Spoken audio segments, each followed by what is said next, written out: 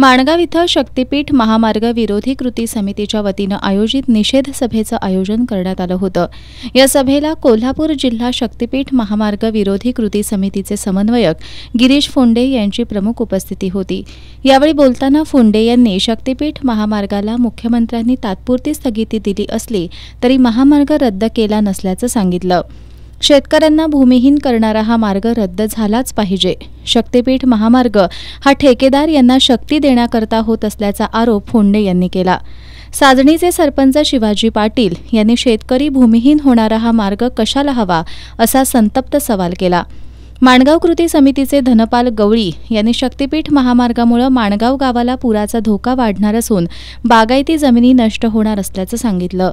दरम्यान मुख्यमंत्री एकनाथ शिंदे आणि उपमुख्यमंत्री देवेंद्र फडणवीस यांच्या डिजिटल फलकाजवळ शक्तीपीठ महामार्ग रद्द व्हावा या मागणीचं निवेदन ठेवण्याचा प्रयत्न शेतकरी करत होते।